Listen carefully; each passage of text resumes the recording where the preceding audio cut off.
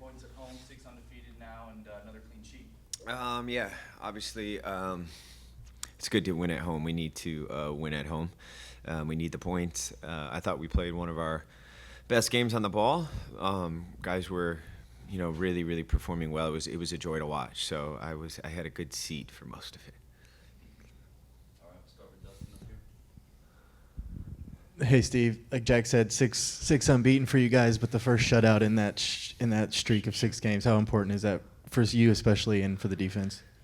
Well, it's always really nice. That's a team shutout for sure, with all the way that we defended and kept the ball so well. But more importantly is the result. Like, I'm here to win games. I'm here to try to win championships. Shutouts are nice, but I'm just happy with the points. So. And Ben talked about it, but your save on Abada there in the second half. Just what did you see on that play, and just kind of walk us through what your save?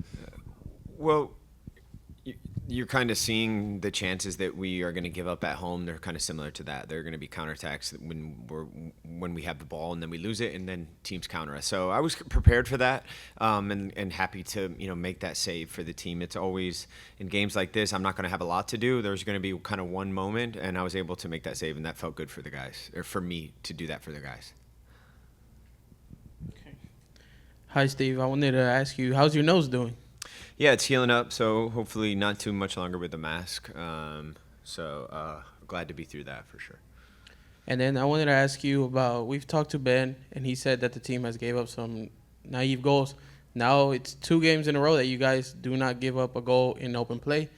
How were Mika and Eric able to pick up, I guess, some of the naive goals or fix? Sure. that? Yeah, I mean, I those guys I think have been really, really strong all year. Adding Dan, Ethan, Franco in that group as well, and Tate too. But we want to be a team that we make teams earn goals, and giving up soft goals is not what we want to be about. So I think that we've been focused pretty heavily on that. So credit to the coaching staff for pointing that out and really hammering us. And we don't want to do that. That's not a recipe for success. So it feels good to be, like you said, 2 games in a row to continue that. Anything else? Sam, we'll go Sam. Hey, Sam.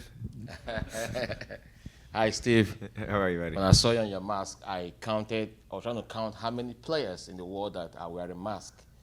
And Mbappe is you're yeah. and I'm glad you're healing well. Thank you.